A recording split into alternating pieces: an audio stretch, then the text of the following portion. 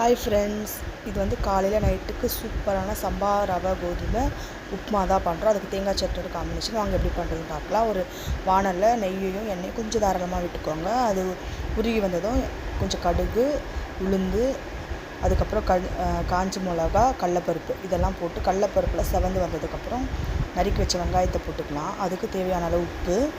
நான் இந்த உப்பை வந்து ஏன்னா சம்பா ரவை கோதுமைக்கு தேவையான அளவு உப்பு போட்டாச்சு. அதோட 3 பச்சை மிளகாவை கீனியும் ஒரு தக்காளி நறுக்கி போட்டிருக்கேன்.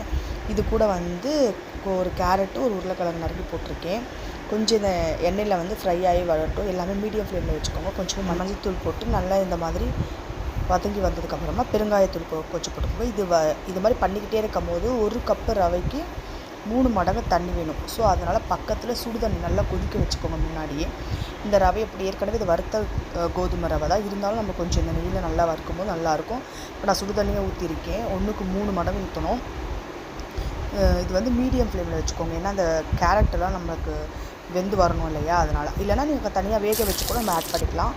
இப்போ நெய்யை வந்து முந்திரி பருப்பில் வறுத்து நான் போட்டுட்டேன். கொஞ்சம் இந்த பதம் வந்ததுக்கப்புறம் ரொம்ப தண்ணியாக இருக்கும்போது போட வேணாம். இந்த பதம் வந்ததுக்கப்புறம் சிம்மில் வச்சு நல்லா கேரட்டு, உருளைக்கிழங்கு இதெல்லாம் வெந்து வந்து சேர்ந்து வர்ற அளவுக்கு நல்லா வதக்கிவிட்டுங்க. இது வந்து சுகர், ப்ரெஷர் நார்மலாக எல்லாருமே சாப்பிட்லாம். சூப்பராக உடம்புக்கு ஹெல்த்தியான ஒரு கோதுமை ரவை உப்புமா கூட. இதை பொங்கலாகவும் செஞ்சு சாப்பிட்லாம். அதோட வீடியோவும் நான் ஆல்ரெடி கொடுத்துருக்கேன் பாருங்கள். இந்த ஸ்டேஜ் வந்தோடனே எடுத்து தேங்காய் சட்னி வச்சா சூப்பரான சம்பா கோதுமை ரவை ரெடி ஆகிடுச்சு. எப்படி இருக்குன்னு செஞ்சு பார்த்துட்டு கமெண்ட் பண்ணுங்கள். பாய்.